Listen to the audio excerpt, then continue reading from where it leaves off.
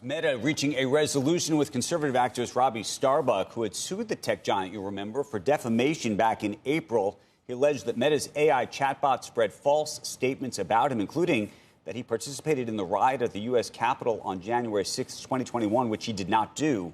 A joint statement between the two parties says they, quote, resolved this matter to our mutual satisfaction and, quote, Meta and Robby Starbuck will work collaboratively in the coming months to continue to find ways to address issues of ideological and political bias. Joining us right now is Robby Starbuck. Good morning to you, sir. Good morning. How are you guys doing? Good, thanks. So we talked when you first brought this to their attention and to the attention of the public. What led to the settlement, and what's part of this? What's embedded inside this settlement? Yeah, pretty much immediately after I filed the lawsuit, Meta reached out to me, and there was a lot of concerned long phone calls with executives and engineers. I mean, we got into like the granular details of AI and the training and everything that needed to be done to correct this issue, because we all saw beyond the lawsuit and we're looking at the larger issue. And it's actually pretty unique, in the course of a serious lawsuit like this, for the two sides to engage in really deep, long conversations on these types of details, and I think we just all saw the larger picture. This is a real problem, and it could affect far more than just me. I'm one person, but this could cause a lot of problems across the entire industry when it comes to elections and political bias. And we wanted to be leaders in solving this problem. And that was always the point of my lawsuit, is fix this for everybody so this doesn't become a massive, really terrible story in the future where AI affects elections in ways that nobody's comfortable with on either side. So how are they going to ensure that? What's your role going to be in it? And did they pay you anything in all of this? I'm going to be working with them to stop this problem on an overall. So that encompasses a lot of different things. And we plan to communicate more about it in the coming months because we've still got work to do. We've made a ton of progress at this point.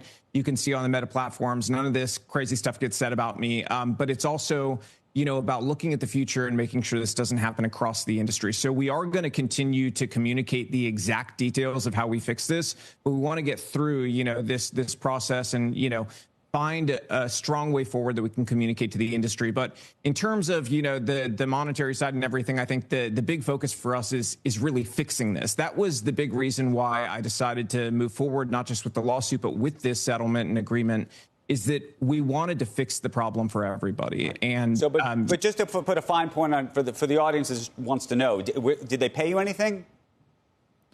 I don't think that's really an important detail. I think it's a detail that people would want to know because you're coming out here and obviously now going to work with them. And so they want to know, are you being paid by them? Some would say you're being paid off by them. A lot of companies obviously either work with you or don't work with you. You've gone to them, whether it's J.P. Morgan or so many different companies who you've either. I mean, this is a different situation because this was very personal. But I think people would just generally want to know if there's an economic interest that has been resolved as part of this or somehow related to it.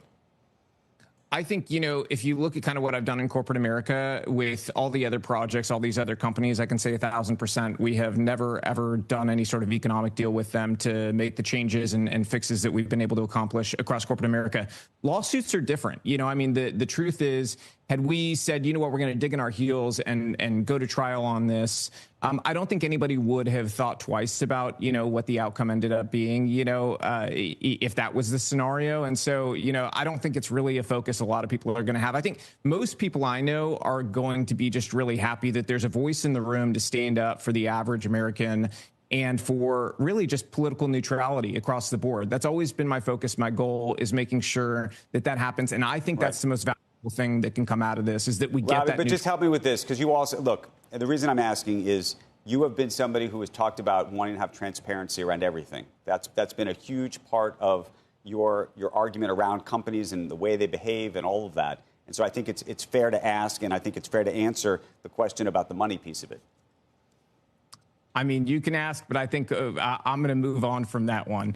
I think the real focus that people are going to care about is fixing this problem because it's an industry-wide issue. And, I think that we're going to be leaders. That's our goal in showing the right path forward because AI is becoming a dominant part of our lives. It's going to be in every facet of it for our kids. And so we can either do it the right way or we can do it the wrong way. And my goal is an ethical AI that, plays it neutral when it comes to these political issues because it really We don't want a future where you've got AI putting the thumb on the scale when it comes to politics. We want. Hey, Robby, we have I've got a new app coming out that Andrew built for me on sifting through all the bias in mainstream media. We're working on it. Hopefully, by the time we have Sam on, we'll be talking about it. I got my GitHub open right now. You got GitHub open, working on it. It's going to sift through all the mainstream media bias how a conservative would criticize news stories throughout the day. You're probably going to want to, you probably could pay for it. But my question, we were talking earlier about a stack ranking for virtue.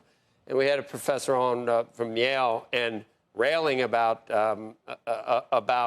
the gift, that it was a bribe from Tim Cook for Trump, and also about, what was his other point? The Intel. Trump saying that an Intel CEO had to go. And I brought up, I mean, exactly what you've been working on for 4 years, the way that the DEI and ESG was rammed down the throats of every corporation in this country by the Biden administration. I don't even think it's close. That's what I was arguing with Andrew, in terms of what's less virtuous, one versus the other. Neither is great, maybe. Maybe you don't think Trump should be talking about who should be CEO of Intel. But I don't know. I didn't see the outrage from either the mainstream media or professors at Yale about what was happening, even mandatory vaccines and fossil fuels. And I mean, you noticed over the past 4 years, I guess, didn't you? Oh, absolutely. I mean, it's different rules, then and now. And I don't think that's really a question. I mean, when you look at DEI, I talked with a major defense contract CEO, and we were talking about DEI actually before the election. They said, look, Robby, we want to make all of these changes, and we would announce it right now because we really don't care what the administration thinks about it. But the problem is our existing contracts with the DOD require us to have these DEI policies. And if we don't have them, we lose our contracts. And so I can't do that to my employees. So, help us get on the other side of this. And if, we get a new president, we're all in to get rid of this stuff. And there were so many businesses in that position where the government had forced these policies as part of, government policy, essentially like, hey, you wouldn't want to lose that contract in that nice company of yours. Now, would you? And so it's kind of like mob-like tactics. So I never agree with that. I'm a big fan of letting businesses do their business and not having the government come in and choose winners and losers.